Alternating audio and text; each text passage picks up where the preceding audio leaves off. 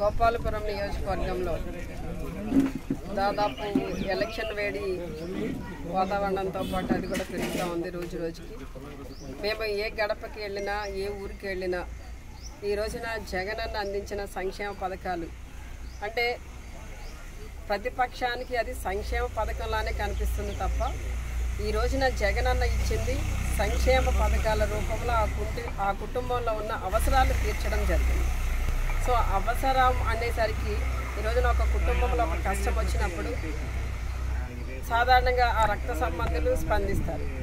కానీ ఏ సంబంధము లేకపోయినా వారి అవసరం తెలుసుకుని ఈ రోజున జగనన్న వారందరికీ కూడా వారి అవసరాలు తీర్చడంలో ప్రజలందరూ కూడా చాలా సంతోషంగా ఉన్నారు. ఎంత సంతోషంగా ఉన్నారు అంటే ఈ రోజున జగనన్నని ఒక దైవంగా భావించి తమ హృదయాలలో పదిలపరుచుకున్నారు. ఈ రోజున జగనన్న అందించిన సంక్షేమ పథకాలకి ప్రజలందరూ కూడా నీరాజనాలు పడుతున్నారు. మరి రాబోయే ఎన్నికల రేపు మే 13వ తేదీన జరగబోయే ఎన్నికలకి మరి రాష్ట్ర ప్రజలందరూ కూడా ఫిక్స్ అయి ఉన్నారు, ఆల్రెడీ డిసైడ్ అయి ఉన్నారు. మళ్ళీ ఈ రాష్ట్రానికి జగనన్నను ముఖ్యమంత్రిని చేయడానికి వారు సిద్ధంగా ఉన్నారు. అందుకే ఈ రోజున దేవరపల్లి మండలం దుద్దుకూరు గ్రామంలో మరి వేరే వేరే పార్టీల నుండి మరి యువత కానివ్వండి పెద్దలందరూ కూడా పెద్ద ఎత్తున వచ్చి ఇక్కడ వైసీపీలో జాయిన్ అవడం జరుగుతుంది.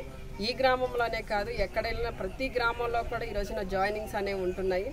అందరూ కూడా జగనన్న అందించిన సుపరిపాలనకి ముగ్ధులై ఈ రోజున వారంతా కూడా స్వచ్ఛందంగా పార్టీలో జాయిన్ అవుతున్నారు. మేమంతా కలిసి పనిచేయడానికి మరి ఈ రోజున అందరం కూడా ప్రతి గ్రామంలో ఉన్న నాయకులు కార్యకర్తలు అందరూ కూడా మరి పార్టీని గెలిపించడం కోసం అందరూ కూడా ప్రతి ఒక్కరూ ఒక్కొక్క మెట్టు కిందకి దిగి అందరూ కష్టపడి పనిచేస్తున్నారు. పార్టీని విజయపదంలో నడిపించడానికి వారంతా వారి వంతు కృషి చేస్తున్నారని. సమస్య లేని ఇల్లు ఉండదు, పరిష్కారం లేని సమస్య ఉండదు. బంధాలు గొప్పవి, బాధలు చిన్నవి. మీ సమస్యని మేము పరిష్కరిస్తాం. రండి మాట్లాడుకుందాం.